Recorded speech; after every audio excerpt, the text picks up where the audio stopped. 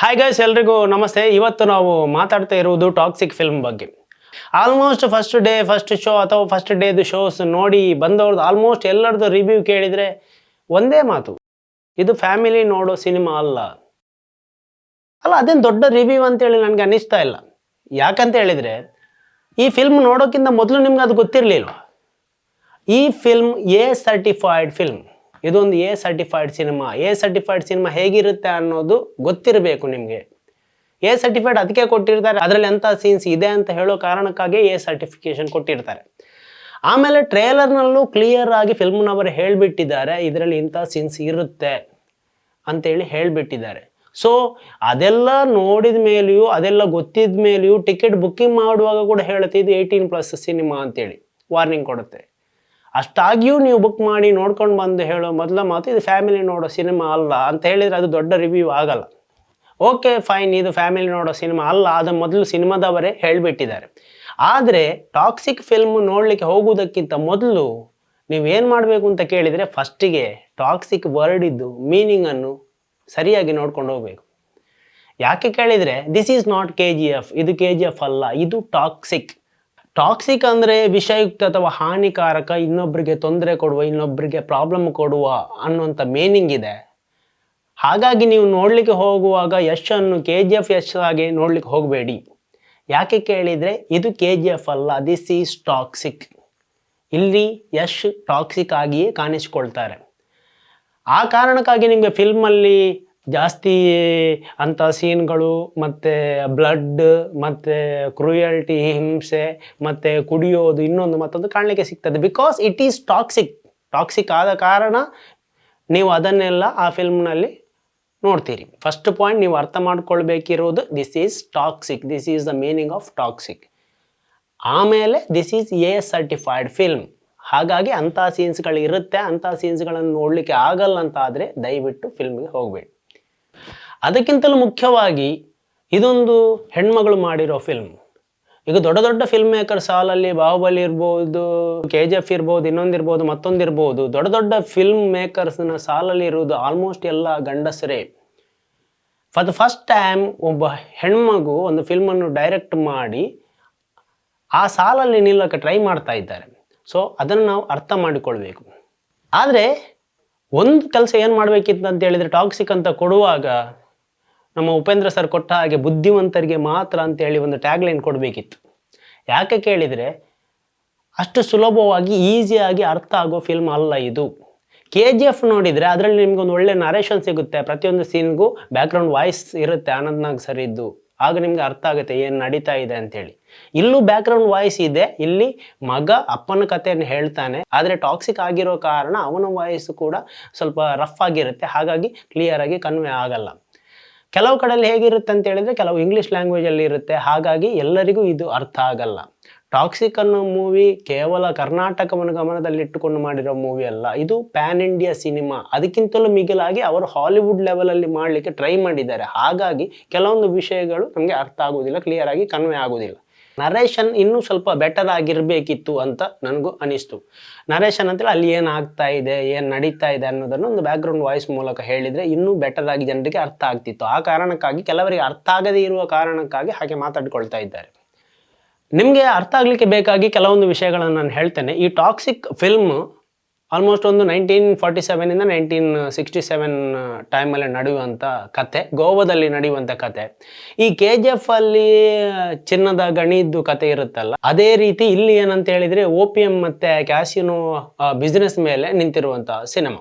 So ನಿಮಗೆ ಅರ್ಥ ಆಗಲಿಕ್ಕೆ ಬೇಕಾಗಿ ಕೆಲವೊಂದು ವಿಚಾರಗಳನ್ನು ಈ ಫಿಲ್ಮ್ ಬಗ್ಗೆ ಹೇಳ್ತೇನೆ.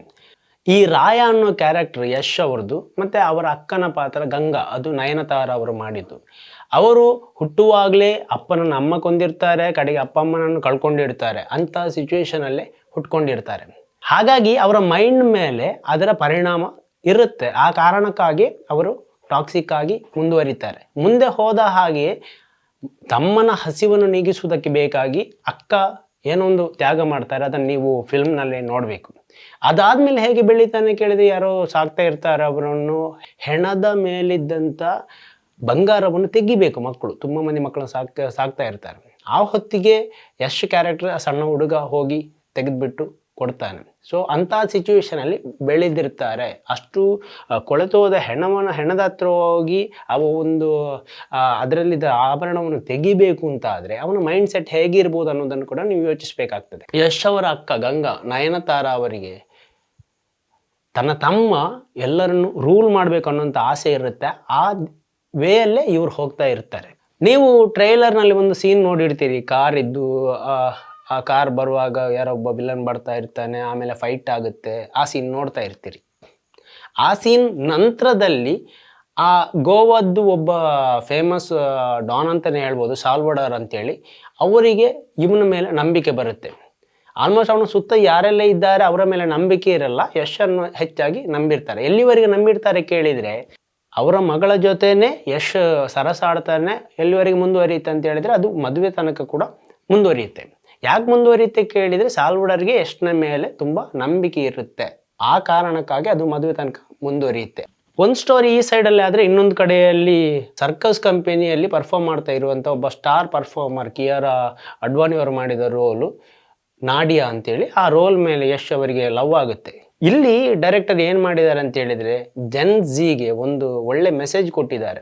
ಲವ್ ಅಂತ ಹೇಳಿದ್ರೆ ಏನು, ತೆವಲು ಅಂತ ಹೇಳಿದ್ರೆ ಏನು, ಇದರ ಬಗ್ಗೆ ಒಂದು ಒಳ್ಳೆ ಮೆಸೇಜನ್ನು ಕೊಟ್ಟಿದ್ದಾರೆ. ಅದನ್ನು ಕರೆಕ್ಟಾಗಿ ನೋಡುವಾಗ ಅರ್ಥ ಮಾಡಿಕೊಳ್ಬೇಕು.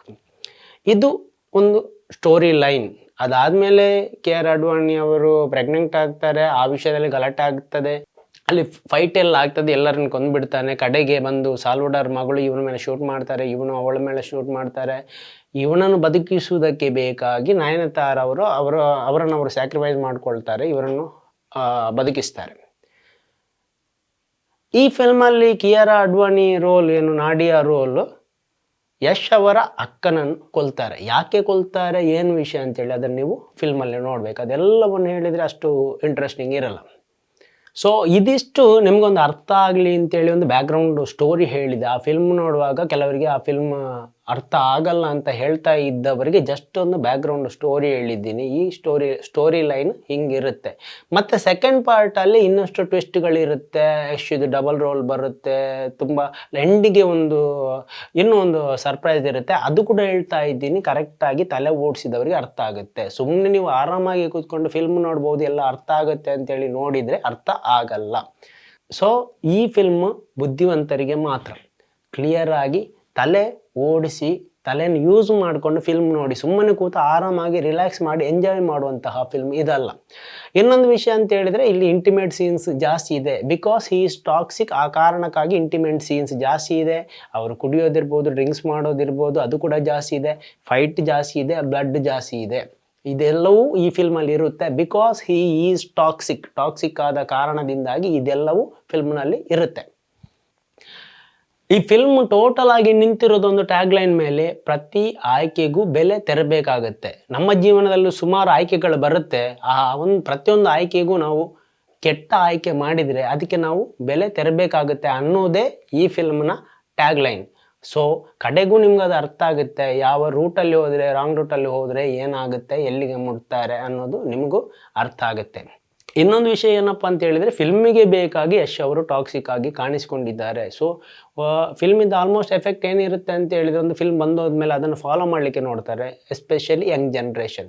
ಆದರೆ ಆ ಫಿಲ್ಮಲ್ಲಿರುವಂಥದ್ದು ಕುಡಿಯೋದಿರ್ಬೋದು, ಅಮಲಲ್ಲಿ ಇರ್ಬೋದು, ಅಥವಾ ಬ್ಲಡ್ ಇರ್ಬೋದು, ಅಥವಾ ಇಂಟಿಮೇಟ್ ಸೀನ್ಸ್ ಇರ್ಬೋದು, ಅದೆಲ್ಲವನ್ನು ಯಾರು ಫಾಲೋ ಮಾಡಬೇಡಿ. ಫಿಲ್ಮಿಂದ ಪಾಸಿಟಿವನ್ನು ಮಾತ್ರ ತಗೊಂಡು ಹೊರಗೆ ಬನ್ನಿ.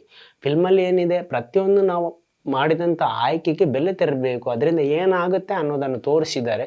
ಸೊ ಆ ಒಳ್ಳೆಯ ಮೆಸೇಜನ್ನು ತಗೊಂಡು ಹೊರಗೆ ಬನ್ನಿ ಅಂತ ಹೇಳ್ತಾ, ಈ ಸಿನಿಮಾದಲ್ಲಿ ಯಶ್ ಅವರ ಆ್ಯಕ್ಟಿಂಗ್ ಅಂತೂ ಅಲ್ಟಿಮೇಟ್ ಆಗಿದೆ. ಟಾಕ್ಸಿಕ್ ರೋಲ್ಗೆ ಏನು ಬೇಕು, ಆ ಬಾಡಿ ಲ್ಯಾಂಗ್ವೇಜ್, ಆ ಅಮಲಲ್ಲಿರೋದು ಏನು, ಎರಡೂ ಕ್ಯಾರೆಕ್ಟ್ರಲ್ಲಿ ಕೂಡ ಒಳ್ಳೆ ರೀತಿಯಲ್ಲಿ ಪರ್ಫಾರ್ಮ್ ಮಾಡಿದ್ದಾರೆ. ಸೊ ಯಶ್ ಅವರ ಆ್ಯಕ್ಟಿಂಗ್ ಅಲ್ಟಿಮೇಟ್. ಅದೇ ರೀತಿ ಕಿಯಾರಾ ಅಡ್ವಾಣಿ ಅವ್ರದ್ದು ಆ್ಯಕ್ಟಿಂಗ್ ಇರ್ಬೋದು, ಅಥವಾ ನಯನತಾರ ಅವ್ರದ್ದು ಆ್ಯಕ್ಟಿಂಗ್ ಇರ್ಬೋದು, ಕಡೆಯಲ್ಲಿ ರುಕ್ಮಿಣಿ ವಸಂತ್ ಅವರು ಬರ್ತಾರೆ. ಆಲ್ಮೋಸ್ಟ್ ಎಲ್ಲರದ್ದು ಆ್ಯಕ್ಟಿಂಗ್ ತುಂಬ ಚೆನ್ನಾಗಿದೆ. ಸಿನಿಮಾಟೋಗ್ರಫಿ ಚೆನ್ನಾಗಿದೆ, ಸೀನ್ಸ್ ಚೆನ್ನಾಗಿದೆ, ವಿಜುವಲ್ಸ್ ಚೆನ್ನಾಗಿದೆ, ಫೈಟ್ ಚೆನ್ನಾಗಿದೆ, ಎಲ್ಲನೂ ಚೆನ್ನಾಗಿದೆ. ಆದರೆ ನೀವು ಹೋಗುವಾಗ ಯಾವ ಮೈಂಡ್ ಸೆಟ್ಟಲ್ಲಿ ಹೋಗ್ತೀರಿ ಅನ್ನೋದು ಕೂಡ ಮ್ಯಾಟರ್ ಆಗುತ್ತೆ. ಯಾಕಂತ ಹೇಳಿದರೆ, ಇದು toxic, this is not KGF, ಇದು ಟಾಕ್ಸಿಕ್ ಆಗೋ ಕಾರಣ ಅವನ ಬಿಹೇವಿಯರ್ ಹಂಗೇ ಇರುತ್ತೆ. ಅಲ್ಲಿ ಜಾಸ್ತಿ ಅಂಥ ಸೀನ್ಸ್ ಇರುತ್ತೆ, ಫೈಟ್ಸ್ ಇರುತ್ತೆ, ಬ್ಲಡ್ ಇರುತ್ತೆ, ಎಲ್ಲನೂ ಇರುತ್ತೆ. ಅದು ನೋಡಲಿಕ್ಕೆ ಆಗೋರು ಮಾತ್ರ ಫಿಲ್ಮಿಗೆ ಹೋಗಿ ಆ ಮೈಂಡ್ ಸೆಟ್ಟಲ್ಲಿ ಹೋಗಿ, ಯಾರು ಹೋದರೂ ಕೂಡ ಆ ಮೈಂಡ್ ಸೆಟ್ಟಲ್ಲಿ ಹೋಗಿ. ಇಲ್ಲದಿದ್ದರೆ ನೀವು KGF ಟೈಪಲ್ಲಿ ಎಕ್ಸ್ಪೆಕ್ಟ್ ಮಾಡ್ತಾ ಇದ್ದರೆ ನಿಮ್ಮ ರಿವ್ಯೂ ಹಂಗೇ ಇರುತ್ತೆ. So this is my honest review. ಹೋಗೋದಕ್ಕಿಂತ ಮೊದಲು ಇಷ್ಟೆಲ್ಲವನ್ನು ತಲೆಯಲ್ಲಿ ಇಟ್ಕೊಂಡು ಹೋಗಿ ಆರಾಮಾಗಿ ಕೂತು ನೋಡಬೇಡಿ, ಸ್ವಲ್ಪ ತಲೆ ಓಡಿಸಿ ಸಿನಿಮಾ ನೋಡಿ. ಸೊ ಎಲ್ಲರಿಗೂ ಒಳ್ಳೆಯದಾಗಲಿ, ಸಿನಿಮಾಕ್ಕೂ ಒಳ್ಳೆಯದಾಗಲಿ. Thank you.